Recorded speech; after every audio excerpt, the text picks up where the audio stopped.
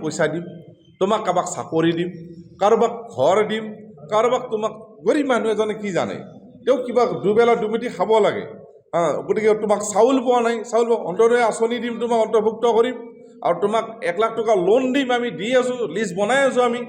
যেতিয়া এজন গৰীব মানুহে হাজিৰা কৰি খাই আছে বা কোম্পানীত কাম কৰি আছে 10,000 12,000 টকা দৰমহা পায়, তেওঁক যদি মই ক'ব 50,000 টকা দিম, 50,000 টকা তেওঁৰ কাৰণে যথেষ্ট বুলি ভাবি লৈছে। গতিকে তেওঁ নিৰ্বাচনত প্ৰতিদ্বন্দ্বিতা কৰাৰ আগমুহূৰ্তৰ ঘটনা কৈছোঁ। আৰু ভয় ভাবুকিটো কেনেধৰণৰ যে তোমাৰ এতিয়া আমাৰ ইয়াতে জিলা পৰিষদে এটা বহি আছে বিভিন্নজন, তেখেতসকলোকে কৈ আছে তোমাৰ ওপৰত এইটো কেছ হ'ব, তোমাৰ ওপৰত এইটো কৰিব, বিভিন্ন ধৰণে কৈ আছে। কাৰোবাক পইচা দিম বুলি লোভ দিছে, কাৰোবাক চাকৰি দিম বুলি লোভ দিছে, কাৰোবাক ল'ৰাক চাকৰি দিব, কাৰোবাক তেওঁ ঘৈণীয়েকক চাকৰি দিব, এইবিলাকৰ ধাৰণাৰ লোভ। আৰু আমাৰ আঞ্চলিক সদস্যবিলাককো তেনেকুৱা কৈ আছে। মই নাম কৰিবলৈ কৈ আছোঁ, এতিয়া বিডিয়া আঞ্চলিক পঞ্চায়তত AP মেম্বাৰ ৰিংকু দাস, ৰিজু ডেকা, তেওঁ আমাৰ কংগ্ৰেছ দলৰ পৰা সম্পূৰ্ণ আমাৰ টিকেট দিয়া হৈছিলে। তেওঁলোকে গম পায় যিটো বস্তু জয় হ'ব, তেখেতসকলে তেওঁলোকৰ তাত যায়। যোৱাকালি বিধায়ক মহোদয় গৈছে তাত, আৰু মই য'ত মেঘালয়তে আছিলোঁ থাকি গম পালোঁ গোটেইখিনি। আজি শেহতীয়া 3জন, আজিও তাত কেইবাজন গাঁৱৰ মানুহ লগাই দিছে, যে গাঁৱৰ মুখিয়াল মানুহ কেইজনমান লগাই দিছে।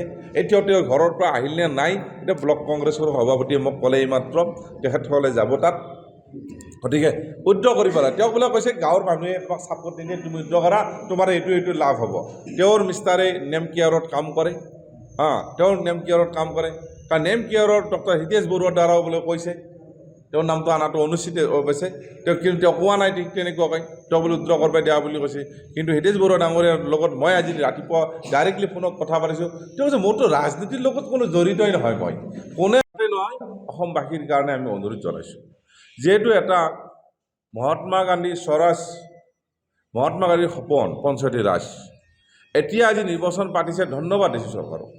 কিন্তু নিৰ্বাচন সুকলমে চলাই লৈ যোৱাটোকে আমি আহ্বান জনাইছোঁ। আৰু যদিহে কমলপুৰ সমষ্টিত তেওঁ নিজেই ভাবিব লাগে, আমাৰ চৰকাৰখন ইয়াত আছে, দিছপুৰত আছে আৰু দিল্লীত আছে তেখেতসকলৰ।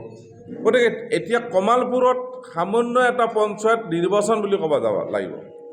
সামান্য পঞ্চায়ত নিৰ্বাচন এটাৰ কাৰণে ৰাইজৰ লগত খোলাখুলিকৈ কিয় ফেচ হোৱাৰ কাৰণে সাহস কৰা নাই, ৰাইজৰ পৰা খোলাখুলিকৈ মানে ডাইৰেক্টলি কিয় ভোট সোধাৰ কাৰণে সাহস কৰা নাই। যিবিলাক জাগাত আমি সেইটোৱে এতিয়া পৰিলক্ষিত হৈছে আমি সেইটো ভাবিবৰ কাৰণে বাধ্য হৈছোঁ। যিহেতু কমলপুৰ সমষ্টিত উন্নয়নৰ ধাৰাটো একেবাৰে অসমৰ ভিতৰতে নিম্নগামী, সেই গতিকে প্ৰত্যেকটো চুকে কোণে যোৱাৰ লগে লগে ইয়াত ৰাইজে কটু কথা শুনাব, আৰু ৰাইজৰ কথাৰ পৰা তেখেতসকলে পঞ্চায়ত নিৰ্বাচন ভোটৰ পৰা তেখেতসকলক বা বৰ্জন কৰিব, বা তেখেতসকলৰ বিপক্ষে ভোট দিব, বা আমাৰ কংগ্ৰেছ দলকে দিব।